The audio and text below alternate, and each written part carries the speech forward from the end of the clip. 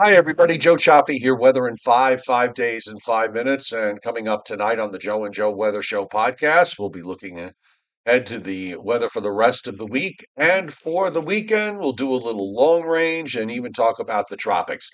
That's tonight on the Joe and Joe Weather Show podcast at 7:35 p.m. Eastern Time.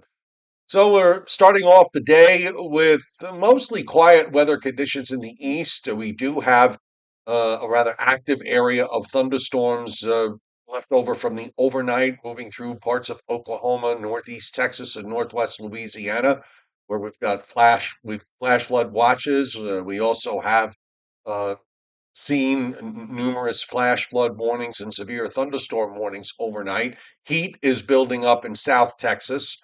And over the next 10 days or so, we're going to see that heat gradually spread northward. That's where we have these heat advisories and excessive heat warnings.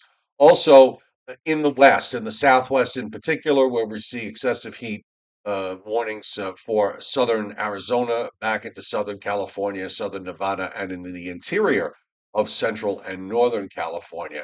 Now, on the satellite loop, there's not a whole lot happening here, and I think much of the day side today is going to be dry. You can see the configuration of what's on the satellite that we have a cold front combination, the warm front out to the west, the cold front further to the west, and this is going to be playing through the eastern part of the United States later today and certainly tonight through Thursday as this system moves along. The radar this morning, and this is as of 5 a.m. Eastern Time, is producing heavy rains, thunderstorms, some severe and flash flooding in northeast Texas, parts of western Arkansas and eastern Oklahoma, and those storms extend northeastward up into Illinois. There are some showers that are starting to break out, although on the light side in eastern Ohio and West Virginia, down into parts of North and South Carolina, and in the Northeast, a few light showers in southern New Hampshire and moving into northern Connecticut, moving on to the southeast. Storm Prediction Center for today, we're starting to see severe weather relax a little bit, at least in terms of the indication of what kind of risk we're talking about. Just areas of marginal risk in eastern New Hampshire and southeast Maine, another one that centers in northeast Virginia into Maryland, covering Washington, D.C. and Baltimore, yet another in western Pennsylvania, western New York into Ohio and Indiana and Michigan, a fourth area from South Texas northeastward into Louisiana and Mississippi, and the final one in northwest Wisconsin up into Minnesota. And there are just a couple of areas here where we've got slightly elevated tornado risk for Ohio, western PA, and eastern Indiana, and also in the area from northeastern northeastern Virginia into Maryland. Now, looking ahead to the next couple of days, it's really all about marginal risk, even though general thunderstorms are being indicated up and down the eastern seaboard and through the Gulf states, we see a marginal risk for severe weather in the southeast part of the state of Florida. And that's it. And then for day three, it's a small area in western Kansas and eastern Colorado. And there's nothing that we see in the long range. As far as rainfall is concerned over the next 7 days, northern New England, an inch and a half plus. Everybody else, 3/4 of an inch to about an inch or an inch and a quarter over the next seven from Maine down to northern Virginia. And then it gets a little more patchy as you move further south into Georgia. And in Florida, it's about an inch and a half plus, area of an inch and a half plus in northern Arkansas and southern Missouri. Otherwise, we're starting to look more and more like we're getting to, taking that step into the summer season. And just bear in mind when we're dealing with precipitation that's convective.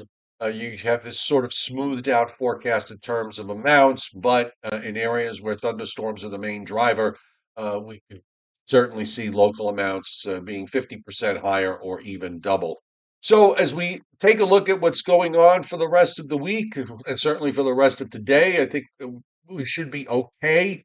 Maybe some clouds moving in later this morning and this afternoon in parts of the Northeast and Mid-Atlantic states with some showers breaking out. This is at 2 p.m. today. You see those showers spreading eastward this evening, reaching the coast sometime after 7 or 8 o'clock. And then they will play on through during the overnight into Thursday morning. And Then as the weather front starts to move out, some showers will probably linger into the afternoon, and then this weather system will move away.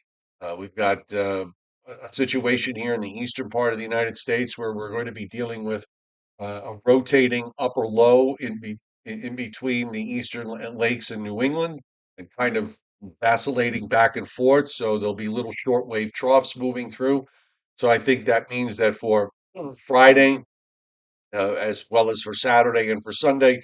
It'll be one of those days where you start out with sunshine, clouds develop, and we're going to throw in the chance that there could be some scattered showers or even what we call low top thunderstorm uh, activity during the afternoon and evening hours. I suspect that most of you may not see much out of this. So I would sort of go ahead and plan for dry weather and then just keep your eye to the sky and the radar. There's no indication that we're going to see widespread shower activity here. So I think the weekend's going to turn out to be okay.